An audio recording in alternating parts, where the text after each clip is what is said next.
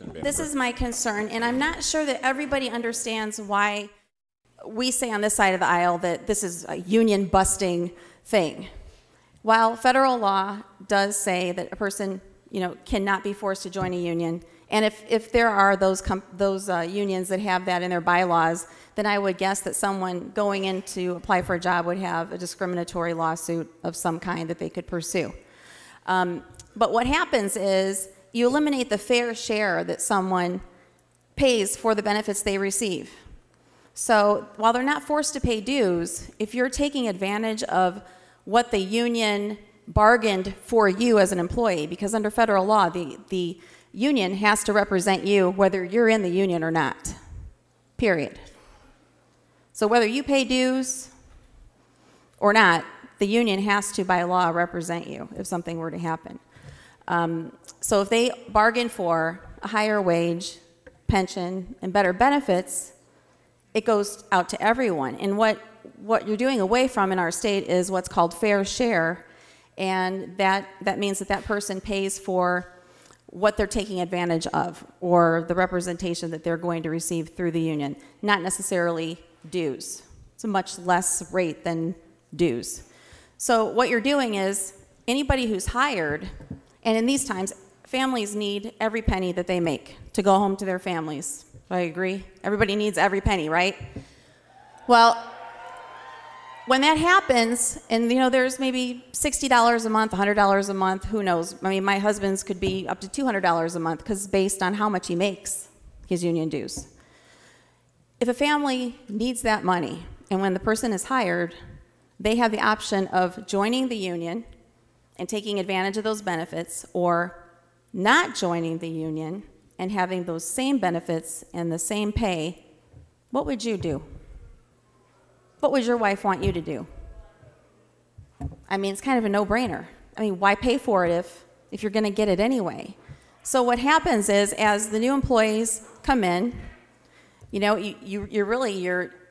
developing a lot of resentment in the workplace because the people who are in the union are actually paying for, their union people to go in and negotiate these contracts, and you're continuing to hire folks who, while they want all of the benefits from the union, they also want every dime of their paycheck. So that, causes segregation between current employees and new employees. Then before long, you see current employees saying, well, what the heck? Why am I paying for this? So what happens is, little by little, the union goes away, and people don't see the big picture. That now what you've done is that job that you came in and applied for with the higher wages, great pension, and good insurance, now you have nobody to go to the corporate body and bargain for those benefits. They go away. They're reduced. And if that's what you want for Indiana, then you should be voting for this bill. But I don't think that that's what we want for the people that we represent. I was talking to a Teamster, it was probably 3 or 4 weeks ago now, and he was telling me a story. He went in to negotiate a contract, and the gentleman owns companies here, but he's from out of town, plops down the contract. $5 an hour less. And my friend Harvey says, what the heck is this? This is a $5 an hour pay cut. And you know what the guy said? You're right to work. I don't have to pay you. I don't have to have somebody that has your qualifications. This is right to work state. And my friend Harvey's like, no, it's not. We're not there yet. Back up. This contract's up now. We need to negotiate under the terms of Indiana law as of right now. So my point is, $5 an hour is a lot of money.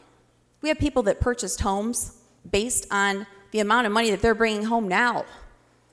Can you imagine how many people are going to lose their homes if they're going to start losing the possibility of negotiating with their employer for those higher wages? And all of a sudden, one day, it's going to be, well, guess what? We're reducing your pay.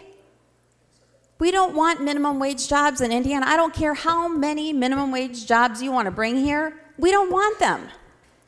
We want jobs that the people in the hallway and throughout Indiana can survive on and have a good life with their family, and so that our economy continue to prosper. Please vote no.